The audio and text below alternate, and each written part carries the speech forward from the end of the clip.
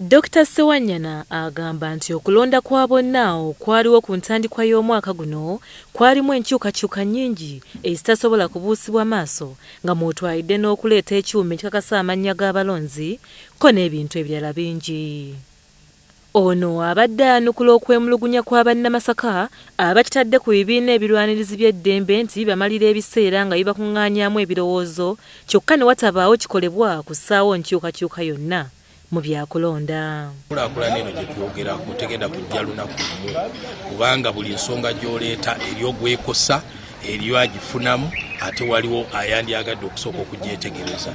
N'olwekyo kampeyini obaka weefuba ono w'okukyuka okuleeta enkyukakyuka ateeka okubeera nga asiddwako nnyo essira okubira ddala mu bannayuganda bonna gye bali ate talina kukoma kubanga si kintu kya lunaku lumu.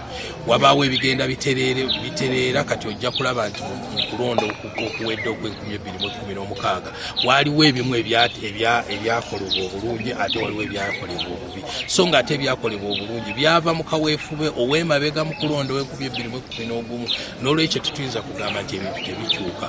Waliwo ebyuma byaleetebwa abakubiriza ebyokulonda abamu bakola bulungi abalala mu kiseera kino bagenze mu kkooti ne beekubira enduulu. Bino bibadde mu musomo gw'olunaku olumu ku Hotel Boulevard mu kibuga Masaka nga gwategekeddwa ekibiina kya Citizens Coalition for Electoral Democracy in Uganda ekimanyiddwa nga CEDU okwebuuza ku bannayuganda ku biki bye baali yagadde bikyusibwemu mu kulonda kwa Uganda. Kyokka wadde nga basoose kwemulugunya naye tebalemye kuwaayo ndowooza zaabwe, abamu ku bo mwe basabidde wabeewo ekkomo ku myaka gy'abantu abalonda kubanga bakuliridde nnyo oluusi balondera bubi eggwanga. Abantu twogedde ebintu bingi nnyo nga bwe mubiwulidde naye ekyokusaalibwa tebiteekeddwa mu nkola. Mushango omukadde yalemera ku kitanda emyaka 18 ne bamuleeta ku booda twandibadde bateekawo nti nga tutandika ku myaka 18 ne ku myaka 8 kutuba tukoma abalonda naye omuntu ajja ne bajja ne batulondera wano nga nesitamanyi bitambula. Badde nsaba bateekewo etteeka abasibe nabo basobole okulonda nga ddembe lyabwe. Tuleme kutunuulira kyawamu tugendeko ne mu bibiina byaffe ebyobufuzi NRM, DPFDC. Tuteekayo nayo demokrasi ategeerekeka. Kijja tuyamba nnyo okujja eno tukyuse ku bakulembeze ng'ekibiina kisobola okufuga emyaka 3 oba 5 oba 8 naye nga kikyusa abakulembeze ko w'abantu abalimira mu kisanja. Ebisanja twalyetaaze at least ne waba kwagala batya ebisanja byali badibiki. Okusomba abantu mu biseera bya campaign kiteekebweko etteeka. Abantu campaign zizibeereza abantu b'omu kitundu omwo.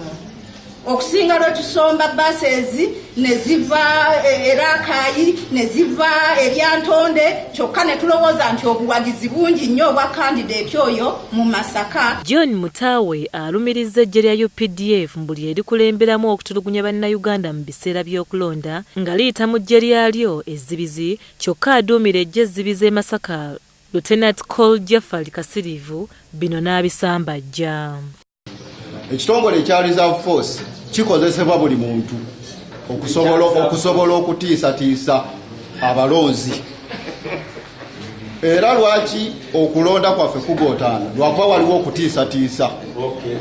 Buli lwe tulaba Reserve Force tumanya nti kakati okulonda ebigenda okuva mu kulonda tebiri free and fair. Kakati abasirikale tubasaba mudde mu balakisi yammwe naffe tutwale ensonga z'obwokwerinda era awo embeera n'eryoka ekola etereera. Kati nva waggulu nga ngamba nti ebitongole byaffe ebyokwerinda birungi nnyo era tubyagala. Ne bwe kituukanga mu byokulonda bivengamu bireme kutwala sayiti. Poliisi bw'ebanga etuyise mu bwangu ddala tusitukiramu ne tujja tugikola ki tugiyambako. N'olwekyo ebiba bibuuziddwa mu kaseera ako ek'okulonda twandibadde tubuuza poliisi ekyannamukaaka oba ekyesiiga UPDF yakubye emiggo. Information eba egitegeera mu bwangu ddala era etwala ekikuwa atuwa. UPDF yakubye abantu ba Reserve Force yakubye abantu abeegindi ani ekikoze.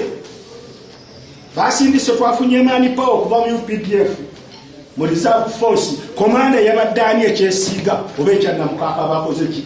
Naye tufunangawo mawulire gonna gava mu poliisi oba okubuuzibwa poliisi nti waliwo obujagalo obwabadde egindi